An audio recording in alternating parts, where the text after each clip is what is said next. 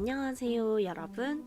이번 시간에는 풍속화의 장면을 연극 대본으로 써보고 연극으로 표현해 봅시다. 풍속화는 특정 시대의 사람들이 어떻게 살았는지 사람들의 생활 모습을 표현한 그림이죠. 풍속화에는 그 당시 사람들의 실제 생활 모습이 생생하게 담겨있기 때문에 풍속화의 장면을 사용하면 멋진 연극을 공연할 수 있을 것입니다. 그럼 어떤 풍속화를 고르는 것이 좋을까요? 일단 연극에서 각자 역할을 맡아야 하니 등장인물이 많이 그려져 있는 작품이면 좋을 것 같습니다. 또 이야기를 만들어야 하니 등장인물들이 무언가 행동을 하고 있는 모습을 담은 작품이라면 더욱 좋겠네요. 이런 조건에 잘 어울리는 풍속화를 그린 인물에는 조선시대의 풍속화가 김홍도가 있습니다. 단원 김홍도는 조선시대의 화가로 사람들의 일상생활 모습을 생생하고 재미있게 그렸다는 특징이 있습니다. 그렇기에 우리는 김홍도의 작품을 보면서 우리나라 옛날 사람들의 생활 모습과 문화를 잘 이해할 수 있습니다. 김홍도의 대표 작품으로는 씨름 경기를 하는 두 사람과 그것을 지켜보는 사람들의 모습을 생생하게 표현한 작품인 씨름, 아이들이 글을 배우고 있는 장면을 재미있게 표현한 서당, 시장이나 집을 돌아다니며 노래를 부르고 악기를 연주하는 사람들의 모습을 담은 무동, 대장간에서 열심히 일하고 있는 사람들의 모습을 담은 대장간, 초가집으로 된 시골 주막에서 사람들이 식사하며 쉬고 있는 모습을 표현한 주막 등이 있습니다. 이제 작품을 하나를 골라 먼저 작품 상황을 자세히 관찰하여 연극 대본을 써봅시다. 그리고 소품을 만들어 연극으로 표현해 봅시다. 먼저 작품을 자세히 관찰해 봅시다. 작품 속에는 다양한 인물들이 그려져 있습니다. 그 중에서 연극에 실제로 등장할 인물만 골라봅시다. 작품 속 어떤 인물을 연극의 등장인물로 정하는 것이 좋을까요? 작품의 제목과 내용을 살펴보면서 작품 속 중요한 인물과 덜 중요한 인물을 분류해 봅시다.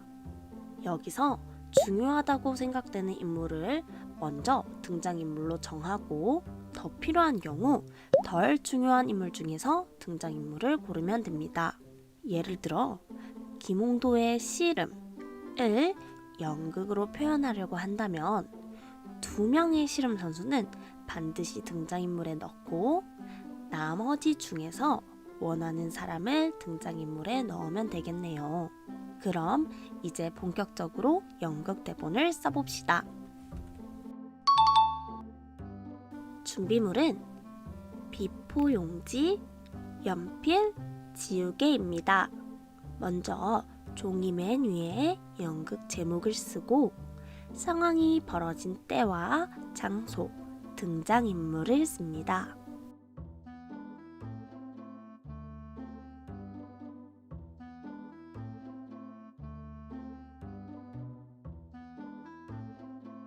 아랫부분에는 등장인물의 대사를 쓰도록 합시다.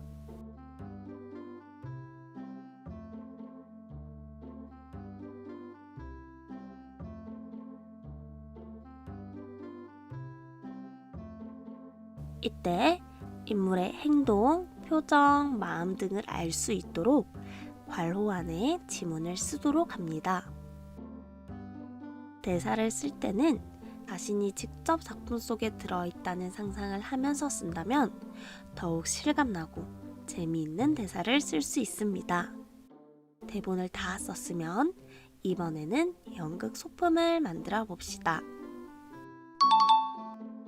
준비물은 도화지, 작품 사진, 연필, 지우개, 굵은 네임펜, 채색 도구, 가위, 벨크로, 테이프, 바구니 등의 물건입니다. 첫 번째로 역할 머리띠를 만들어 봅시다.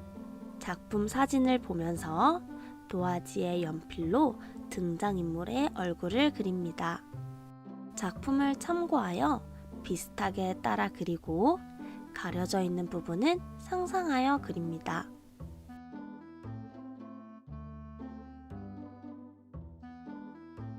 연필로 밑그림을 그렸으면 굵은 네임펜으로 테두리를 따라 그린 뒤 채색 도구로 색칠합니다.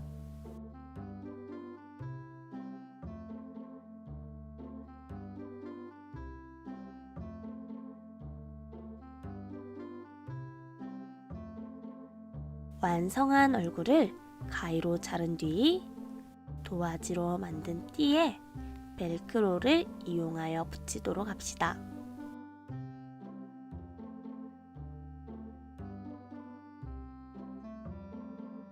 띠 만드는 법.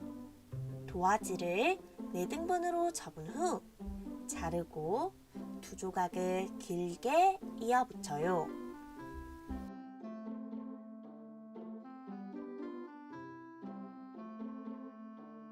두 번째로 등장인물이 가지고 있는 물건을 만들어 봅시다.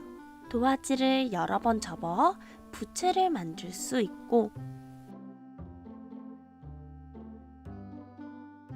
바구니를 활용해 엿이 들어있는 통을 만들 수도 있습니다.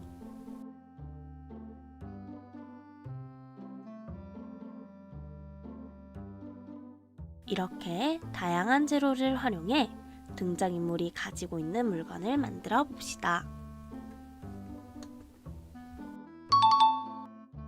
연극 대본도 다 쓰고 소품도 다 만들었다면 충분히 연습한 뒤 친구들 앞에서 연극을 해봅시다.